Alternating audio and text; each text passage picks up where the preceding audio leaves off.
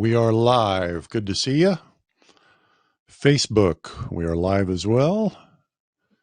And YouTube is live. Very good. Hello, world.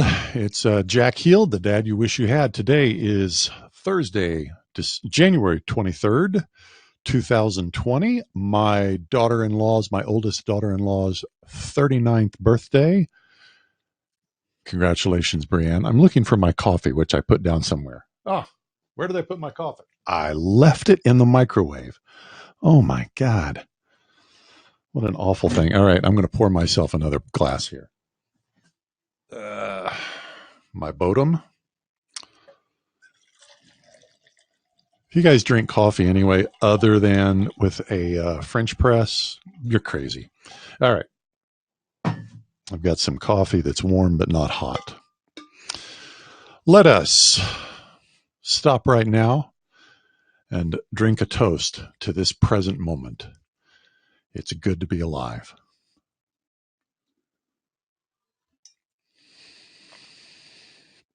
Drinking Lavazza Italian coffee today. My Flemish son-in-law introduced me to Lavazza when I was visiting them in Switzerland several years ago, and it's not as good here as it is in Europe, and I have a suspicion that has to do with freshness, but I thought I'd get some today. Lavazza. All right, so we're going to continue talking about helping boys make the transition into manhood. Historically, cultures have rites and rituals, initiation rituals that help a boy make the transition from boyhood into adulthood. There's a lot of wisdom in this kind of approach because that transition is very, very significant. Most cultures that are healthy have transition ceremonies. When you transition from a state of being single to a state of being married, really all that's required is to decide you're going to do it and start shacking up together and say, we're married, it's for life. That's the practical reality. But the law has imposed a reality. You have to legally get married. And religions also impose or ask for you to observe a ceremony, an initiation into marriage. We have rituals for death. We have rituals for birth. We even have rituals for birthdays. But one of the things that we don't have is a ritual for probably the single biggest change outside of birth, marriage, and death that any human being can go through, and that's the transition from childhood to adulthood. Physiologically, it's a real transition. So we're talking specifically about boys because I happen to be an expert in the transition from boys to men. I did it myself. I've raised two boys. I was raised by a man. I am a man, and I'm watching my grandsons approach that age. So yesterday I talked about the ways that men are different from boys,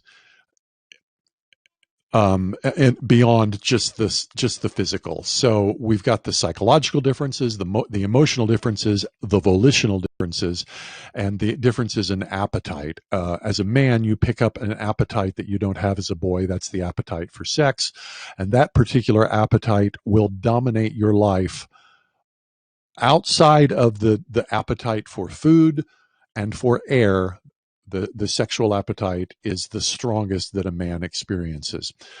Now, there's one difference between a boy and a man in the physical area that I didn't talk about yesterday.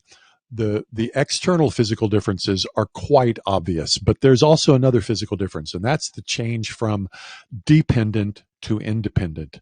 A boy is, as a rule, dependent upon others for his physical survival, whereas a man, as a rule, is independent, is able to take care of himself and hopefully able to take care of others as well. So let's talk about that ceremony of transition. There's a whole bunch of things that are going to change for this boy as he becomes a man. Those are those things I just listed. We don't prepare our boys for that, and we need to be doing so. We need to be intentional about it. some cultures, some of the more archaic, ancient cultures that live closer to the land or closer to nature, that depend, the hunter-gatherer cultures, um, tend to have very profoundly powerful ceremonies for the boys making the transition to men. There are cultures that where a boy is not allowed into the fellowship of men until he has executed his first live kill of a prey animal. In Africa, sometimes there's tribes that have to kill a lion or some sort of big prey animal. I just watched a video where there's a group of, I don't remember the name of the tribe in Kenya, but they approach lions who are actively eating on a fresh kill. They walk into the group of lions and steal meat from those lions. That's part of their ceremony. There are tribes that take a boy out into the wilderness and leave him alone for a night or sometimes even an extended period of time. The boy has to, on his own, face the wilds of nature and stay alive. You can look these up. I'm not going to go into the details. The point is that this boy is ritually subjected to the vicissitudes and the cruelty of life and of nature, and must handle them on his own. Some of the more advanced civilizations don't subject a boy to those physical rigors, but instead he's subjected to psychological rigors or mental rigors. One of the best examples of an initiation ritual that I know of, not personally, but I've observed it, is the Jewish ritual of bar mitzvah for a boy. The boy is prepared to participate in the life of the community and as a man, and what that means is that during the Sabbath worship, he is allowed to read from the Torah. He is at that point, he is considered part of the life of the life of men in the community. He's prepared for that, though, and he goes to a test. The rabbi will actually quiz him, and there are answers that are given and prayers that have to be prayed, and the boy has to pass through the test that the rabbi imposes upon him. And if the rabbi says, "Yep, you got it," then he's admitted into the fellowship of men. So as we think about our sons and bringing them into the fellowship of men, we need to prepare them. You're going to change psychologically, son.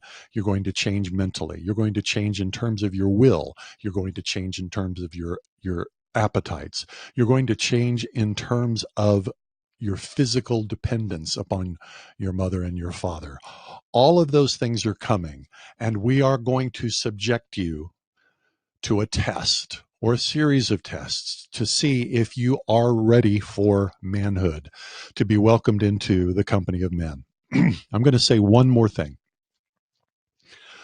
One of my goals, because we didn't have a formal initiation of manhood ritual in my community, I had decided that by the time my sons were seniors in high school, they would get to make all their own decisions about their own lives, except that they were living under my roof. So I told them, I prepared them, by the time when you are a senior in high school, you're going to get to make your own decisions, but you're still going to be living under my roof, and I'm going to have a little bit of veto authority. So I prepared them for that. I made sure that they knew how to work. I made sure that they had jobs, that they were making money. I had subjected them along the road to various testings and rigors themselves. And then when it came time, when they were seniors in high school, they got to make their own decisions. When do they get up? When do they go to school? When do they go to work? How do they spend their time? The idea was that they were allowed to make mistakes, make bad decisions from the safety, with that a little bit of a safety net of living at home. Now, I would prefer to have had a more formal type of ritual, one that was observed by the entire community, but that's what I had. So let's hear your ideas. What are your ideas for helping our sons make the transition from boyhood into manhood, knowing that they're going to change physically, psychologically, emotionally, in terms of their appetites, in terms of the addition of a sexual appetite, in terms of their volition? How do we do that? Talk back to me. We'll talk more tomorrow.